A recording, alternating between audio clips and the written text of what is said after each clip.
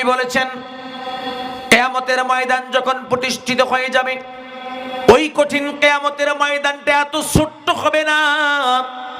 আল্লাহর নবী বলেন, শোনো, কিয়ামতের ময়দানটা এত দীর্ঘ করা হবে, এত দীর্ঘ করা হবে।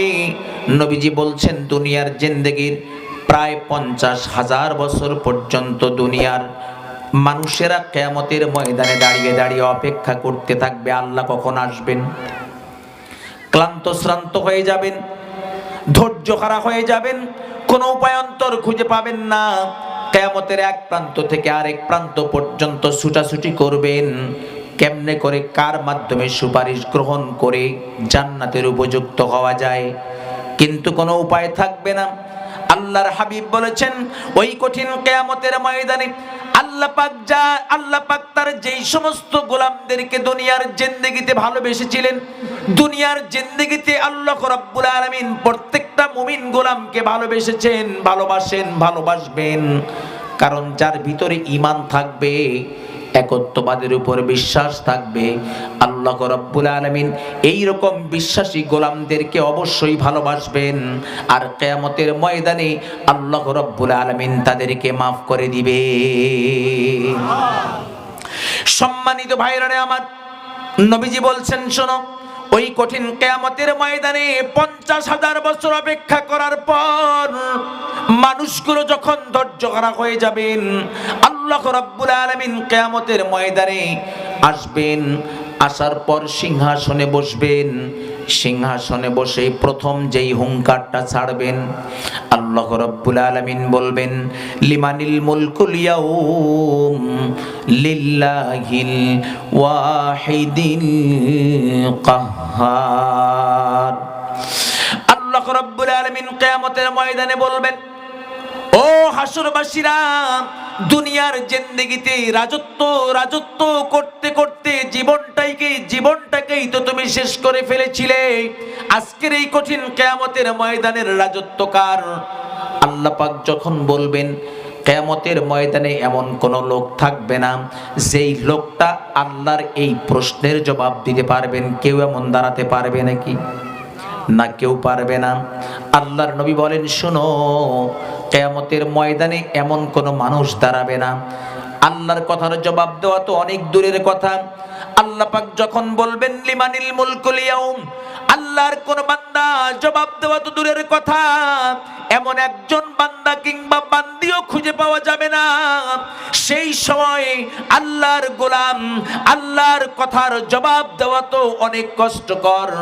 আল্লাহর দিকে মাথা উঁচু করে চোখ দিয়ে তাকাবে, এই তাকাবার সাহসটুকুনো আল্লাহর কোনো বান্দা বান্দির ভিতরে আসবে না। আসবে ওই কঠিন কিয়ামতের ময়দান। আল্লাহ পাক কি করবেন? আল্লাহ পাকের প্রশ্নের জবাব আল্লাহ পাক নিজেই দিবেন, লিল্লাহিল ওয়াহিদিল কাহ্হার। আজকের রাজত্ব কার জানো?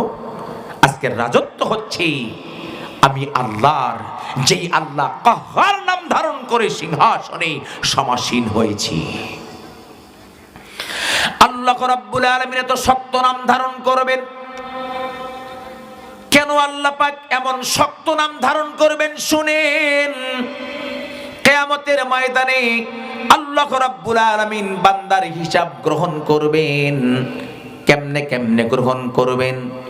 আল্লাহ পাক কোরআনুল কারীমের মাধ্যমে গোটা পৃথিবীর মানুষদেরকে জানান দিলেন। আল্লাহ রাব্বুল আলামিন বলেন, মান ইয়ামাল মিসকালা যাররাতিন খায়রান ইয়ারাহ ওয়া মান ইয়ামাল মিসকালা যাররাতিন শাররান ইয়ারাহ। আল্লাহ বলেন, বান্দা, ওই কঠিন কিয়ামতের ময়দানে মাশার এমন একটা অবস্থান তৈরি হয়ে যাবে, দুনিয়ার জিন্দেগিতে তুমি যতটুকু নেক কাজ করতে পেরেছো, যতটুকু নেক কাজে নিজেকে অংশগ্রহণ করাতে পেরেছো, তোমার নেকের পরিমাণটা যদি যারা পরিমাণ হয়, তাহলে কিয়ামতের ময়দানে আমি আল্লাহ রাব্বুল আলামিন তোমার এই যারা পরিমাণ নেকের প্রতিদান আমি আল্লাহ পাক তোমাকে দান করব। জোরে বলেন সুবহানাল্লাহ। আল্লাহ বলেন, বান্দারে, শুধুমাত্র নেকের ক্ষেত্রে এটা করা হবে তা নয়, আমার নাম তো কাহ্হার।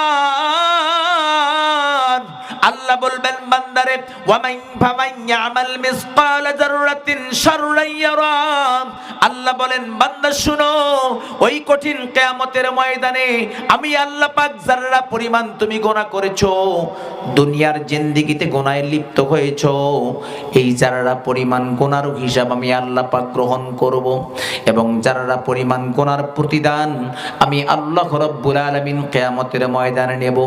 এরকম করে করে আল্লাহ রাব্বুল আলামিন কিয়ামতের ময়দানে একটা দলকে সরাসরি জান্নাতের মেহমান বানায় দিবেন, বিনা হিসাবে আল্লাহ পাক তার জান্নাতে জান্নাত দিয়ে দিবেন, আরেকটা দলকে বিনা হিসাবে জাহান্নাম দিয়ে দিবেন। এরপরে আরেকটা দল থাকবে, যেই দলটার আমলনামা ওজন দেওয়ার পর আল্লাহ পাক ওই ওজন মুআফিক জান্নাত কিংবা জাহান্নাম দেবেন। সম্মানিত ভাইরা আমার, যেই দল সরাসরি জান্নাতি হয়ে যাবে, এই জান্নাতি দলটা হবে ঈমানদার, আমলদার। আর যেই দলটা জাহান্নামী হয়ে যাবে, সরাসরি জাহান্নামে যাবে, এই দলটা হবে বেঈমান। যেই ব্যক্তিটা পৃথিবীর জমিনের বুকে ঈমান আনতে পারে নাই, এরা হবে সরাসরি জাহান্নামী।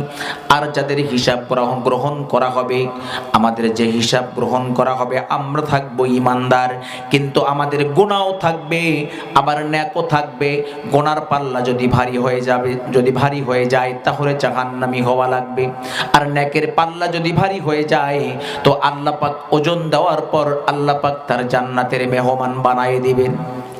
কিন্তু বন্ধুরা আমার, আল্লাহর ভালোবাসা অর্জন করতে পারলে আল্লাহ রাব্বুল আলামিন কিয়ামতের ময়দানে কেমনে করে আপনাকে আমাকে maaf করবে রে আল্লাহর গোলাম। একটা হাদিসের মধ্যে এসেছে, আল্লাহর নবী যে হাদিসখানা বর্ণনা করেছেন, নবীজি বলেন, আমি যখন এই হাদিসখানা তেলাওয়াত করি, যখন আমি হাদিসখানা বলি, আমি তখন মুস্কি মুস্কি হাসতে থাকি। আল্লাহর নবী বলেন, আমার এই হাসি দেখে দেখে স্বয়ং মহান মুনিব আল্লাহ রাব্বুল আলামিন আরশে আজিমে বসে বসে কুদরতি হাসি দেয়। জোরে বলেন সুবহানাল্লাহ। আল্লাহর নবীর সাহাবীরা জিজ্ঞেস করলেন, ইয়া রাসূলুল্লাহ, কি সেই হাদিসখানা? আল্লাহর নবী বলেন, শুনো, কিয়ামতের ময়দানে আল্লাহ রাব্বুল আলামিন এমন দুইজন ঈমানদার বান্দাকে, এমন দুইজন তাওহীদের উপর বিশ্বাসী বান্দাকে জান্নাত দিয়ে দিবেন, জাহান্নাম দিয়ে দিবেন। জাহান্নামে নিক্ষেপ করা হবে। এইদিকে বিচার কার্য চলছে, মাঝামাঝি পর্যায়ে আল্লাহর এই দুই গোলামকে জাহান্নামের আদেশ দেওয়া হবে। ফেরেশতারা যখন জাহান্নামের দিকে টেনে নিয়ে গিয়ে জাহান্নামে নিক্ষেপ করবে, নিক্ষেপ করার সঙ্গে সঙ্গে আল্লাহর ওই দুইজন বান্দা হাউমাউ করে চিল্লাতে থাকবে। আল্লাহ ফেরেশতাকে বলবেন, জলদি করে নিয়ে আয়, যেই দুইজনকে জাহান্নামে ফেলানো হয়েছে এরা চিৎকার দেয় কেন? চিৎকার দেওয়ার কারণ শুনতে চাই। আল্লাহর নবী বলেন, সঙ্গে সঙ্গে ফেরেশতারা জাহান্নাম থেকে উঠাবেন, আল্লাহর সামনে হাজির করাবেন। শুনেন আল্লাহ পাকের আয়োজনটা কেমন হবে কিয়ামতের ময়দানে। আল্লাহ পাক কোন আয়োজন করে, কিসের মাধ্যমে, কোনটাকে ওসিলা বানায়া আল্লাহ রাব্বুল আলামিন আপনাকে আমাকে maaf করবেন, আমরা কিন্তু এখন পর্যন্ত চিন্তা করে দেখি নাই। আল্লাহর নবী বলেন, শোনো, ওই কঠিন কিয়ামতের ময়দানে ওই দুই জাহান্নামীকে ধরে নিয়ে আল্লাহর সামনে হাজির করা হবে। আল্লাহ রাব্বুল আলামিন দুইজনকে বলবেন, দুনিয়ার জিন্দেগিতে গুনাহ করছিলাম, গুনার পাল্লা ভারী হয়ে গেছে, নেকির পাল্লা কম হয়ে গেছে। তোমার ঈমান আছে বটে, কিন্তু গুনাহ বেশি হওয়ার কারণে তোমার জন্য জাহান্নামের ফয়সালা দেওয়া হয়েছে। তোমাকে জাহান্নামে ফেলায় দেওয়ার পর কেন তুমি এরকম করে চিল্লায়েছো? আরেকজন বান্দাকে বলবেন, কেন তুমি চিল্লায়েছো? আল্লাহ পাক এই প্রশ্নটুকুন করে জবাব না শুনেই আবার বান্দা দুইজনকে বলবেন, তোমরা চলে যাও, খবরদার, আর কখনো যেন তোমাদের চিল্লানির আওয়াজ আমি আল্লাহর কান পর্যন্ত না পৌঁছে যায়। আল্লাহর বান্দা দুইজনকে আবার জাহান্নামের দারোগারা গ্রেফতার করে জাহান্নামের দিকে টেনে হেঁচড়ে নিয়ে যাবেন। জাহান্নামের দিকে যখন দুইজনকে নিয়ে যাওয়া হবে, আল্লাহর বান্দা দুইজনের মধ্য থেকে একজন বান্দা বারবার জাহান্নামের দিকে তাকাবেন, আবার পিছন ফিরে আল্লাহর দিকে যাবেন, আবার সামনে জাহান্নামের দিকে তাকাবেন, আবার পিছন ফিরে আল্লাহর দিকে তাকাবেন। এরকম করে করে অনেক দূর পর্যন্ত অসংখ্যবার তাকাতে থাকবেন। আল্লাহ রাব্বুল আলামিন এই দৃশ্য দেখার পর ফেরেশতাকে বলবে, ফেরেশতারা রে একটু দাঁড়া। আল্লাহর নবী বলেন, সঙ্গে সঙ্গে আল্লাহর ফেরেশতা দুইজন বান্দাকে নিয়ে দাঁড়িয়ে যাবেন, থমকে দাঁড়াবেন। আল্লাহ বলবেন, ফেরেশতারে এই যে এই বান্দাটা বারবার জাহান্নামের দিকে তাকায়, জাহান্নামের দিকে যায়, আবার পিছন ফিরে আমি আল্লাহর দিকে তাকাই, এই বান্দারে আমার কাছে নিয়ে আয়, আমি একটু জানতে চাই কেন সে বারবার পিছন ফিরে তাকায়।